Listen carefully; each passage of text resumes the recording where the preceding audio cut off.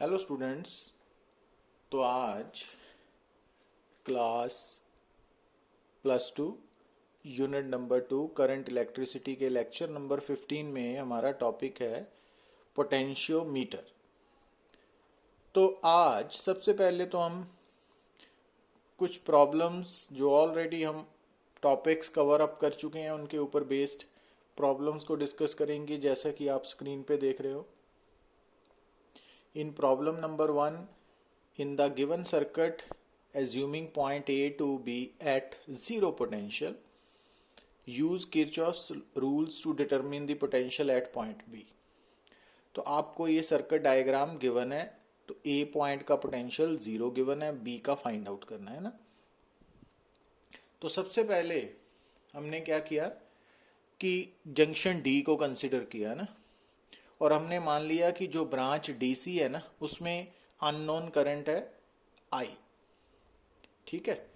अब eight junction D आपको तीन करंट्स नजर आ रहे हैं, एक 1 एम्पियर, 3 एम्पियर एंड आई। अब क्योंकि 1 एम्पियर एंड 3 एम्पियर करंट्स में से आप देख रहे हो कि 1 एम्पियर करंट जंक्शन डी से दूर जा रहा है तो इसको हमने नेगेटिव लिया, और 3 एम्पियर करंट जंक्शन डी की तरफ आ रहा है तो उसको पॉजिटिव लिया। तो आई अननोन है, तो आई की वैल्यू -2 एम्पियर आ गई है ना।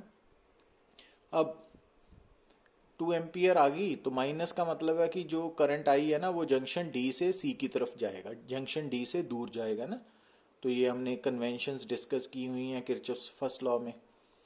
तो अब हमें ए सी डी बी ये करंट मालूम हो गया, पोटेंशियल डिफरेंस। अब ए सी डी बी ना एक ओपन लूप है जो रेड कलर की नजर आ रही है ना आपको। तो ए का पोटेंशियल वी ए 0 दिया हुआ है हमें। अब जो बैटरी है 2 वोल्ट की वो एल एच लिख लिया। उसके बाद सी डी में करंट की डायरेक्शन नोट डाउन की हुई है, मैग्नीट्यूड 2 एम्पियर है, रेजिस्टेंस 2 ओम है। अब डी से बी तक करंट की वैल्यू 3 एम्पियर है पर कोई रेजिस्टेंस नहीं है, और साथ में बैटरी है 4 वोल्ट की ना। तो अब ये ओपन लूप में हम स्टार्ट करेंगे ए से। तो ए से स्टार्ट किया। अब जब ए से सी की तरफ जाओगे तो रास्ते में आपको क्या मिली, एक बैटरी, तो उसका राइज हुआ ना पोटेंशियल, तो +2। अब जब आप सी से डी की तरफ जाओगे तो आपको एक रेजिस्टेंस मिली करंट कैरिंग। तो पोटेंशियल ड्रॉप कितना होगा, करंट इंटू रेजिस्टेंस। रेजिस्टेंस भी 2 ओम है, करंट भी 2 एम्पियर है, तो 4। और प्लस क्यों हुआ, कि जब हम सी से डी की तरफ जा रहे हैं तो राइज हो रहा है ना। अब डी से बी की तरफ एक बैटरी है तो उसका ईएमएफ ही लेना है, और वो फॉल कर रहा है ना, तो -4 इज इक्वल टू फाइनल का पोटेंशियल का, फाइनल पॉइंट का पोटेंशियल वी बी। तो अब वी ए 0 दिया हुआ है तो वी बी क्या आ गया, 2 वोल्ट। तो ये रिक्वायर्ड आंसर है ना हमारा। तो इस तरह से अप्लाई किया। अब प्रॉब्लम नंबर 2 में देखिए, ये मीटर ब्रिज पे बेस्ड है कि आपको एक मीटर ब्रिज नजर आ रहा है। तो एक्स अननोन रेजिस्टेंस है 6 ओम, 60 सेंटीमीटर, 40 सेंटीमीटर। ए बी क्या है, मीटर ब्रिज की वायर है ऑफ 1 मीटर लॉन्ग ना। तो बैलेंस पॉइंट डी पे आ रहा है। तो इट मींस एक्स और ये सामने वाली रेजिस्टेंस का प्रोडक्ट इक्वल होगा ना। व्हीटस्टोन ब्रिज बैलेंस्ड है। अब एडी की रेजिस्टेंस आप निकाल सकते हो क्योंकि हमें दी हुई है ना, 1 ओम पर सेंटीमीटर है मीटर ब्रिज की रेजिस्टेंस पर यूनिट लेंथ। तो रेजिस्टेंस पर यूनिट लेंथ 1 ओम पर सेंटीमीटर को 40 सेंटीमीटर से मल्टीप्लाई किया तो एडी वायर की रेजिस्टेंस आ गई 40 ओम। इसी तरह डीबी की रेजिस्टेंस आ गई 60 ओम, है ना। अब इनको मल्टीप्लाई करिए, 60 को x के साथ, 40 को 6 के साथ, और इक्वेट करके बैलेंस्ड है ना व्हीटस्टोन ब्रिज, तो x 4 ओम आ गया ना। तो अगर आप ये बैलेंस्ड है तो जी में कोई करंट नहीं ना होगा, तो इसको रिमूव कर दिया, गैल्वेनोमीटर हटा के। अब ये ऊपर वाला पाथ जो है उसकी रेजिस्टेंस है 10 ओम और नीचे वाले की है 100 ओम, ये वाला केस। तो टोटल रेजिस्टेंस 10 और 100 है, उसको सॉल्व किया 100/11। अब 6 वोल्ट अप्लाई किया एक्सटर्नल वोल्टेज, वहां से टोटल करंट 0.66 आ जाएगा ना आपको। अब यहां पर देखिए आप, मीटर ब्रिज गिवन है। कहते हैं कि जब लेफ्ट गैप में, अब यहाँ पे जब भी आपने मीटर ब्रिज की प्रॉब्लम्स को सॉल्व करना है ना तो आपने डायग्राम ड्रॉ करनी है। तो लेफ्ट गैप में 4 ओम है और राइट में अननोन रेजिस्टेंस है, और बैलेंस पॉइंट 40 सेंटीमीटर है ना। तो ए 0 पॉइंट से डी तक है ना 40 सेंटीमीटर, इट मीन्स डी और बी क्या हो गया 60 सेंटीमीटर हो जाएगा। तो अब ये दोनों का प्रोडक्ट और ये दोनों का प्रोडक्ट इक्वल होगा ना, क्योंकि resistance directly proportional to length है। तो इस कारण 4 into 60 is equal to S into 40, तो वहां से एस 6 ओम आ गया ना। अब उसने क्या कहा कि जो एस है वो तो नोन होगी वैल्यू, अब उसको क्या करना है, एस को शंट करना है। किसी भी रेजिस्टेंस को शंट करने का मतलब है कि उस रेजिस्टेंस के अक्रॉस पैरेलल में अनदर रेजिस्टेंस ऐड कर देनी है, ठीक है ना। तो जब आपने एस को शंट करना है तो हमने एस के पैरेलल, ठीक है, 4 ओम की रेजिस्टेंस लगा दी। अब एस की वैल्यू तो आप ऑलरेडी निकाल चुके हो 6 ओम, तो अब 6 और 4 मिलके दोनों क्या हो गया, इफेक्टिव रेजिस्टेंस 2.4 ओम है ना। तो अब हमने बैलेंस पॉइंट निकालना है, तो अगेन 4 इंटू 100 माइनस एल और एल इंटू 2.4, इसको इक्वेट करके आपने एल की वैल्यू निकाल लेनी है। तो अब जो इनिशियल बैलेंस पॉइंट है वो 40 सेंटीमीटर पे था, अब एल की वैल्यू 62.5 सेंटीमीटर आई, तो जो शिफ्ट हुआ वो 22.5 सेंटीमीटर का हुआ टूवर्ड्स एंड बी, है ना। तो ऐसे आंसर लिखना है आपने। अब प्रॉब्लम 4 देखिए ध्यान से। इन comparing the resistance of two coils P and Q with A slide wire bridge, a balance point is obtained when the sliding contact is 30 centimetre from the zero end of the wire. तो अब यहाँ पे ना दो unknown resistances है P and Q, तो P को हमने लेफ्ट में अटैच कर दिया, राइट, तो राइट गैप में Q को जोड़ दिया, और बैलेंस पॉइंट 30 सेंटीमीटर है, तो इट मीन्स जो बाकी है ना, वो कितना होगा। अब यहाँ से स्टेटमेंट ध्यान से पढ़िए कि नॉर्मली जो मीटर ब्रिज होता है ना उसकी लेंथ तो 1 मीटर लॉन्ग होती है, बट यहाँ पर जब उसने कहा कि P और Q को इंटरचेंज किया हमने, तो जो बैलेंस पॉइंट नेक्स्ट टाइम आया वो 120 सेंटीमीटर पे आया। तो इट मीन्स ये जो ब्रिज है ना इसकी वायर 1 मीटर लॉन्ग से ज़्यादा लंबी है ना, 1 मीटर लॉन्ग नहीं है, उससे ज़्यादा है। तो ये बात आपको समझनी पड़ेगी। तो हमने इसकी लेंथ कितनी मान ली, L। तो अब इट मीन्स अगर जब P लेफ्ट में था Q राइट में था तो बैलेंस पॉइंट 30 सेंटीमीटर था, तो राइट में ये L माइनस 30 हुआ ना। तो अब ब्रिज बैलेंस्ड होने के कारण P into L minus 30 is equal to Q into 30, तो वहाँ इक्वेशन 1 बन गई। अब दूसरे केस में जब हमने P और Q को शिफ्ट किया है ना, तो जो बैलेंस पॉइंट है वो बैलेंस लेंथ वो 120 सेंटीमीटर पे है, तो इट मीन्स ये पोर्शन कितना हो गया, L माइनस 120 ना। तो अब अगेन बैलेंस्ड है तो L minus 120 into Q is equal to P into 120 तो ये वाली बन गई ना। अब इक्वेशन 1 को 2 के साथ डिवाइड किया तो वहाँ से L आ गया, तो उस L 150 सेंटीमीटर आ गया, तो उस L को आप इक्वेशन नंबर 1 में या इक्वेशन नंबर 2 में सब्स्टिट्यूट करो, वहाँ से आपको P बाई क्यू की रेशियो मिल जाएगी, है ना। Got it.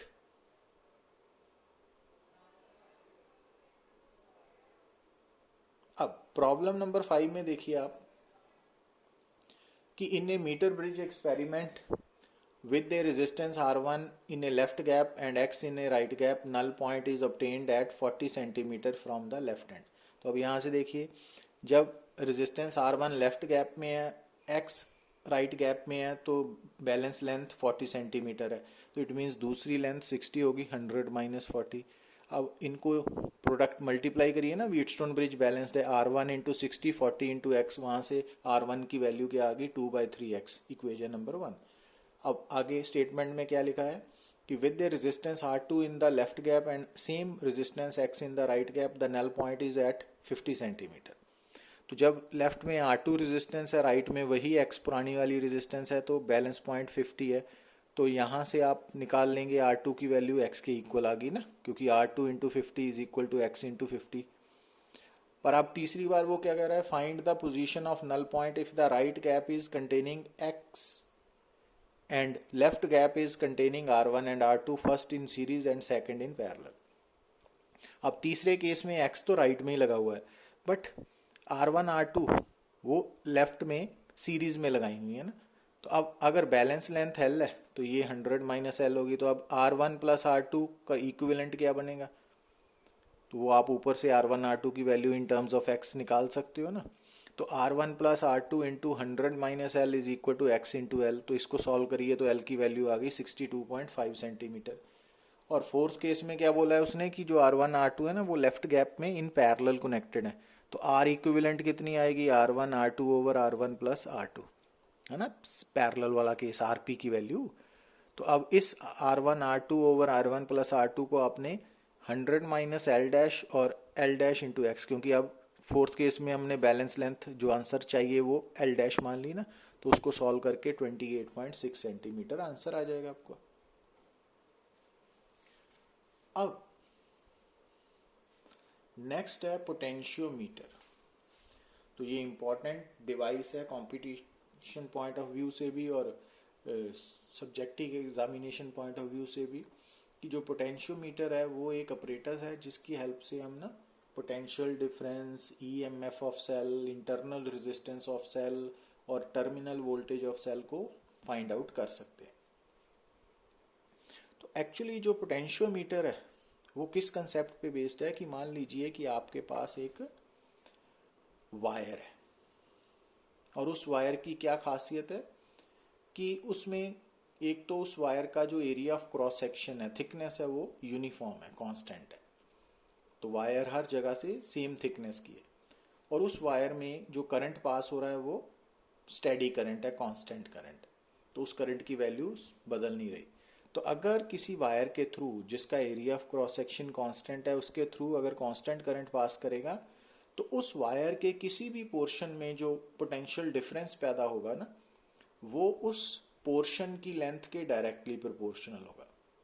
तो अब इस बात को समझने के लिए हमने इस वायर के ऊपर दो पॉइंट्स कंसिडर किए हैं। देखिए, capital A and capital B, उन दोनों के बीच में सेपरेशन हमने मानी है स्मॉल एल और उनके बीच में पोटेंशियल डिफरेंस है वी। तो अब क्योंकि ये वायर करंट कैरिंग है, इसमें करंट आई पास कर रहा है, तो इस वायर की जो capital A and capital B points के बीच में रेजिस्टेंस होगी उसको क्या शो कर दिया हमने, कैपिटल आर ए बी, है ना, ये वाला रो एल ओवर ए। रो क्या है, इस वायर की रेजिस्टिविटी है जो मटेरियल प्लस टेम्परेचर पे डिपेंडेंट है, और एल क्या है, ए से लेके बी तक की length of portion of wire, और A area of cross section है। तो अब अगर आप करंट को आर ए बी से मल्टीप्लाई करोगे तो वो पोटेंशियल डिफरेंस बनेगा between points A and B, है ना, ये बन गया। अब इस फार्मूला में कैपिटल आई क्या है, कांस्टेंट करंट, तो कांस्टेंट है। रो गिवन मटेरियल और गिवन टेम्परेचर पे कांस्टेंट है, और वायर की area of cross section uniform होने के कारण स्मॉल ए भी कांस्टेंट है। तो it means V is directly proportional to L. तो किसी भी करंट कैरिंग वायर जिसका area of cross section constant है, यूनिफॉर्म है, और जिसमें कांस्टेंट करंट फ्लो कर रहा है, तो उस वायर के ऊपर कहीं किन्हीं भी दो पॉइंट्स के बीच में जो पोटेंशियल डिफरेंस है वो directly proportional to length of that portion होगा। तो ये प्रिंसिपल है व्हीटस्टोन, सॉरी, ये प्रिंसिपल है पोटेंशियोमीटर का। अब यहाँ पे प्रोपोर्शनैलिटी साइन हटा के हमने क्या लिख दिया, स्मॉल के ना, तो के ये पोटेंशियल ग्रेडियंट है। क्या है ये, potential gradient of potentiometer wire, ठीक है। अब क्योंकि पोटेंशियोमीटर में का जो प्रिंसिपल है वो V is directly proportional to L है, तो इस कारण V और L के बीच में ग्राफ, या L और V के बीच में ग्राफ क्या होगा, straight line passing through the origin, ठीक है। अब अगर हम कंस्ट्रक्शन की बात करें तो पोटेंशियोमीटर बेसिकली किस चीज का बना हुआ है कि एक वायर है, लॉन्ग वायर है, और जो यूजुअली किसकी बनी हुई है, अलॉय मटेरियल की, और ये इसका area of cross section uniform है, और ये स्ट्रेच की हुई है ओवर ए वुडन बोर्ड। तो जैसे आप नजर आ रहा है ना कि ये जो ग्रीन वाला है वुडन बोर्ड है, उसके ऊपर कैपिटल ए बी पॉइंट्स के बीच में हमने एक स्ट्रेट वायर जिसका area of cross section uniform है वो स्ट्रेच की हुई है। तो ये वायर, इसको बोलते हैं पोटेंशियोमीटर वायर। अब पोटेंशियोमीटर वायर के अंदर सबसे पहले तो हमें कांस्टेंट करंट प्रोवाइड करना पड़ेगा ना। तो उसके लिए हमने क्या किया कि ये मान लिया कि जो पोटेंशियोमीटर वायर है वो कैपिटल ए से लेके कैपिटल बी तक आपको स्क्रीन पे नज़र आ रही है ना, ब्लैक कलर की। तो उसकी लेंथ हमने total length of potentiometer wire मान ली कैपिटल एल, और स्मॉल ए क्या है, उसका एरिया ऑफ क्रॉस सेक्शन, और आर पी क्या है, पोटेंशियोमीटर वायर जिसकी लेंथ कैपिटल एल है उसकी रेजिस्टेंस है। और ये जो रेड कलर का एडिशनल सर्किट है, एक्सिलरी सर्किट, तो ये सर्किट पोटेंशियोमीटर वायर में कांस्टेंट करंट प्रोवाइड करने के लिए है ना। तो इस सर्किट में जो हमने सेल यूज किया उसको कहते हैं हम ड्राइवर सेल। तो ये क्योंकि ड्राइव कर रहा है ना पोटेंशियोमीटर को, इसको करंट प्रोवाइड कर रहा है, तो ड्राइवर सेल है, तो इसलिए इसका ईएमएफ ईडी लिख दिया ना हमने, साथ में की के है, ये की है। तो ये सर्किट को मेक ब्रेक करने के लिए, ये एमीटर है, आइडियल एमीटर है, इसकी अपनी रेजिस्टेंस 0 मान ली हमने। और ये रियोस्टैट है ना, रियोस्टैट एक वेरिएबल रेजिस्टेंस है, तो एक्सटर्नल रेजिस्टेंस है यहाँ पे, तो जो करंट को एडजस्ट करने के लिए यूज करते हैं ना हम। तो आर एच रियोस्टैट रेजिस्टेंस भी बोल सकते हो, एक्सटर्नल रेजिस्टेंस भी बोल सकते हो, ठीक है। तो ये वाला जो सर्किट है ये पोटेंशियोमीटर को कांस्टेंट करंट प्रोवाइड कर रहा है ना, तो इसको एक्सिलरी सर्किट बोलते हैं।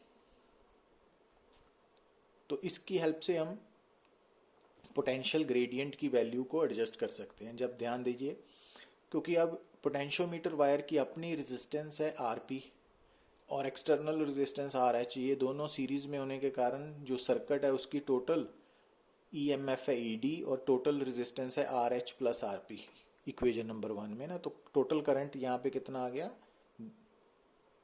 Equation number 1। अब resistance per unit length of potentiometer wire, एक तो आप निकाल सकते हो कि total resistance of potentiometer wire RP divided by length, total length of potentiometer wire L, यहां से है ना। दूसरा, अब ध्यान दीजिए कि अगर हमने इस potentiometer wire A, capital A से लेके बी तक है ना, अब हमने पोटेंशियोमीटर वायर के अंदर 2 पॉइंट्स सिलेक्ट कर लिए पी एंड क्यू, जिनके बीच में दूरी है स्मॉल एल और इनके बीच में पोटेंशियल डिफरेंस निकालना है। तो कैसे निकालोगे, V is equal to I R. अब आर कौन सा लेना है, P से लेके Q तक की रेजिस्टेंस है ना, और I की वैल्यू इक्वेशन नंबर 1 से निकाली हुई है हमने। तो अब आर पी क्यू की वैल्यू कैसे लिख सकते हो आप, क्योंकि अभी हमने बताया कि अगर पोटेंशियोमीटर की resistance, total resistance R P है, टोटल लेंथ एल है, तो रेजिस्टेंस पर यूनिट लेंथ क्या हो गया, आर पी बाई एल।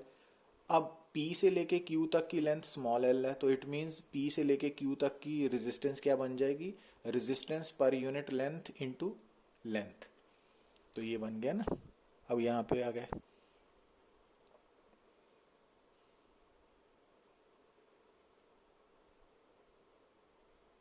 अब यहाँ देखिए आप, तो अब यहाँ पर हमने RP कॉमन निकाल लिया ना नीचे से, तो ऊपर वाले से कैंसल आउट होके ये बन गया ना इक्वेशन नंबर 3। तो ये क्या है, V क्या है, ये है potential difference across any 2 points of potentiometer wire, और उन 2 पॉइंट्स के बीच में सेपरेशन कितनी है, स्मॉल l, मतलब उस पोर्शन की लेंथ कितनी है l। तो अब जैसा कि हमने principle of Wheatstone potentiometer discuss किया है कि जो पोटेंशियल डिफरेंस है V, वो तो डायरेक्टली प्रोपोर्शनल टू L है, यहाँ KL है।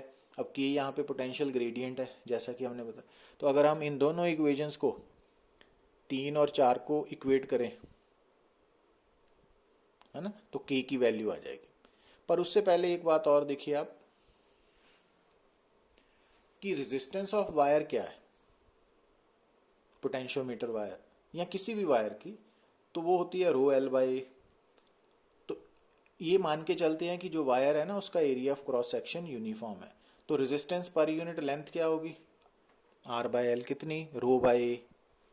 तो आप यहाँ से क्या सीख रहे हो, किसी भी वायर की जो रेजिस्टेंस पर यूनिट लेंथ है ना, वो सिर्फ 2 फैक्टर्स पे डिपेंड करती है। एक उसकी रेजिस्टिविटी पे, तो गिवन मटेरियल की रेजिस्टिविटी कांस्टेंट है, और साथ में गिवन टेम्परेचर पे रेजिस्टिविटी कांस्टेंट है, और दूसरा एरिया ऑफ क्रॉस सेक्शन पे। और तो अगर वायर का area of cross section uniform है तो उसकी रेजिस्टेंस पर यूनिट लेंथ भी कांस्टेंट होगी, है ना, समझे ना बात आप। तो किसी भी वायर की resistance per unit length constant है, प्रोवाइडेड उसका area of cross section uniform हो और टेम्परेचर कांस्टेंट हो। अब दूसरी बात ये है कि अगर मान लीजिए कि सेम मटेरियल की दो वायर्स हैं आपके पास, तो इट मीन्स दोनों के लिए रो तो सेम है, सेम टेम्परेचर पे रो सेम है, पर एक थिन है और एक थिक है। तो जो थिक वाली होगी, ठीक है, तो उसका रेजिस्टेंस पर यूनिट लेंथ कम होगी, और जो थिन होगी उसका एरिया ऑफ क्रॉस सेक्शन कम है, तो रेजिस्टेंस पर यूनिट लेंथ ज्यादा होगी, है ना। But uniform area of cross section होने पर दोनों की रेजिस्टेंस पर यूनिट लेंथ रहेगी कांस्टेंट, बट होगी डिफरेंट, क्योंकि ए डिफरेंट है ना दोनों के लिए। तो ये बातें आपको समझनी पड़ेंगी, ठीक है। तो अब यहाँ वापस आते हैं ना, अब इक्वेशन 3 और 4 को इक्वेट किया, वहां से हमने पोटेंशियल ग्रेडियंट की वैल्यू निकाल ली ना, इक्वेशन नंबर 5। अब R dash, small R dash हमने क्या लिखा, रेजिस्टेंस पर यूनिट लेंथ, ठीक है। तो आर पी क्या बन गया, आर डैश इंटू एल, क्योंकि पोटेंशियोमीटर वायर की टोटल लेंथ एल है ना, तो R P R dash L हो गया। तो ये बन गई इक्वेशन नंबर 6। पर अब जैसे हमने पीछे डिस्कस किया था कि जो रेजिस्टेंस पर यूनिट लेंथ है वो तो रो बाय ए होती है ना, तो इट मीन्स यहाँ पे हम आर डैश की जगह पे रो बाय ए भी लिख सकते हैं ना। तो ये 7 इक्वेशन काफ़ी इंपॉर्टेंट है आपके लिए, ये याद रखनी है कि किसी भी पोटेंशियोमीटर की जो पोटेंशियल ग्रेडियंट की वैल्यू है ना, वो इक्वेशन नंबर 7 से पता लगेगी। तो ये इक्वेशन कैसे आई उससे ज़्यादा इंपॉर्टेंट है इसका रिजल्ट। तो इस इक्वेशन में ईडी क्या है, ड्राइवर सेल का ईएमएफ, और स्मॉल ए क्या है, पोटेंशियोमीटर वायर का area of cross section, R H क्या है, एक्सटर्नल रेजिस्टेंस, रो क्या है, पोटेंशियोमीटर वायर की रेजिस्टिविटी, और एल क्या है, total length of the potentiometer wire. अब यहाँ ध्यान से देखिए कि जो अगर पोटेंशियोमीटर वायर की लेंथ ज़्यादा होगी तो एल ज़्यादा होगा, मीन्स जो पोटेंशियल ग्रेडियंट है वो कम होगा ना, इक्वेशन नंबर 7 ध्यान दीजिए आराम से। दूसरा, अगर ड्राइवर सेल का ईएमएफ ज़्यादा होगा तो पोटेंशियल ग्रेडियंट ज़्यादा होगा, तो ड्राइवर सेल का ईएमएफ अगर कम है तो पोटेंशियल ग्रेडियंट भी कम होगा। अब अगर पोटेंशियोमीटर वायर की थिकनेस ज़्यादा है तो स्मॉल ए ज़्यादा होने के कारण के कम होगा ना, पोटेंशियल ग्रेडियंट कम होगा, ठीक है ना। तो अगर आप पोटेंशियोमीटर वायर के केस में अगर आप अलॉय वायर यूज कर रहे हो इंस्टेड ऑफ मेटेलिक वायर, तो क्या होगा, तो अलॉय की रेजिस्टिविटी ज़्यादा होती है, तो रेजिस्टिविटी ज़्यादा होने से क्या होगा, ये डिनोमिनेटर वाली टर्म ना, ए आर एच बाय रो कम होगी तो के ज़्यादा होगा। पर मेटेलिक वायर के केस में रेजिस्टिविटी कम होगी तो ए आर एच बाय रो ये ज़्यादा होगा तो के कम होगा। पर मेटल वायर की क्या प्रॉब्लम है कि स्लाइट चेंज इन टेम्परेचर से उसकी रेजिस्टिविटी चेंज हो जाएगी ना, तो इस कारण जो पोटेंशियोमीटर वायर है उसकी पोटेंशियल ग्रेडियंट भी बदल जाएगा। तो इस कारण हमें कौन सा मटेरियल चाहिए जिसका पोटेंशियल ग्रेडियंट बदले ना, वो कब होगा, तो अगर रेजिस्टिविटी टेम्परेचर के साथ चेंज नहीं हो रही ना, तो वो अलॉयज के केस में होती है। तो दैट्स वाई पोटेंशियोमीटर में हम अलॉयज को प्रेफर करते हैं ना स्टैंडर्ड वायर के लिए। तो potentiometer is said to be more sensitive. तो अब तक हमने डिस्कस किया कि जो पोटेंशियोमीटर है ना, तो उसकी जो पोटेंशियल ग्रेडियंट की वैल्यू है वो कौन कौन से फैक्टर्स पे डिपेंड करती है ना, तो ये याद रखना है इक्वेशन नंबर 7 को। तो पोटेंशियोमीटर को सेंसिटिव कब मानते हैं, जब उसकी लीस्ट काउंट मिनिमम हो, ठीक है ना। कोई भी जो डिवाइस है ना वो मोर सेंसिटिव कब होगा, जब उसकी लीस्ट काउंट कम होगी, और पोटेंशियोमीटर ज़्यादा सेंसिटिव कब होगा, जब उसकी पोटेंशियल ग्रेडियंट स्मॉल होगा।